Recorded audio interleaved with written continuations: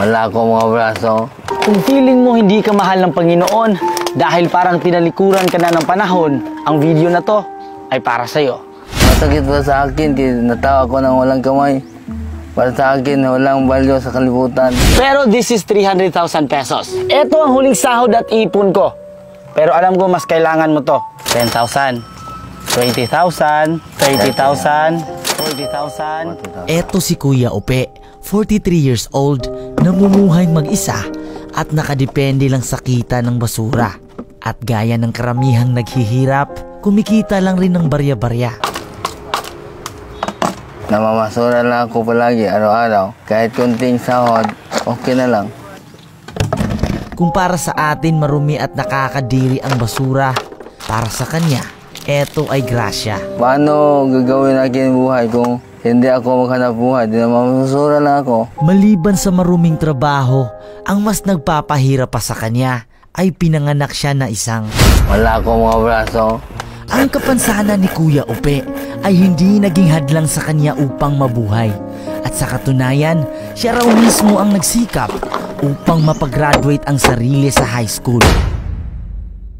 Paano ka nag-survive sa 43 years dito sa mundo? Walang gamay, pungkol, wala.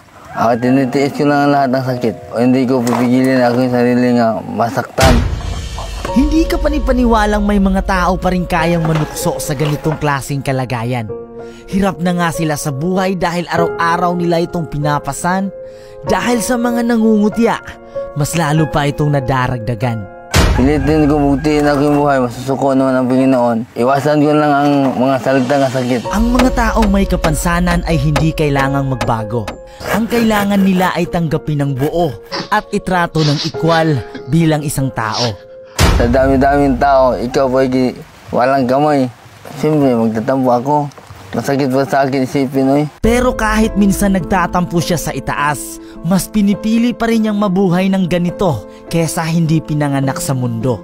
Tanggap ko ang kalagayan ko. Dahil nakikita ko ang mundo kung gaano kasarap. Santa Maria, nandiyo sa Diyos, iabong ko ng masala. Sa kabila ng kanyang kapansanan, nakakabilib kung paano siya naka-adapt sa mapanghusgang lipunan. Lalo na sa mga bagay-bagay na nakasanayan nating ginagamitan ng kamay. Pipiliin mo pa rin mabuhay kahit ganyan? Oo, magigda ko sa kong walay. Masakit oy nga ako ng usa. Sa isang araw, ilang beses ka nakakain? Isa.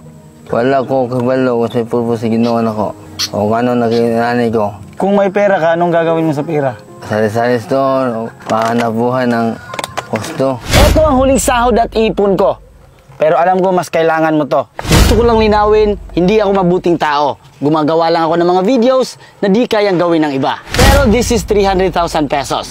10,000, 20,000, 30,000, 40,000, 50,000, 60,000, 70,000, 80,000, 90,000, 100,000. Salamat, makatukod ako ng negosyo para hindi ako mamasura. Kung magne-negosyo ka, medyo kulang pa yan, kaya dadagdagan natin. 110.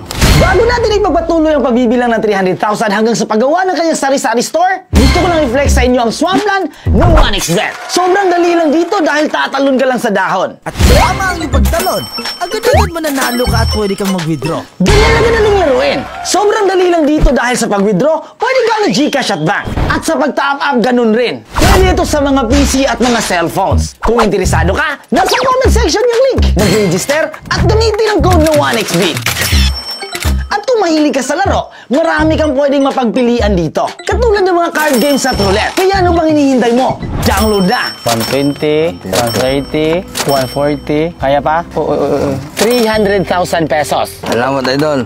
Maraming salamat. Makatukod ako ng negosyo. So guys, hindi pa ako makaka-upload after this video. Medyo matatagalan pa. Magwi-wait pa ako sa susunod na sweldo ko para may ma-fund sa susunod na video.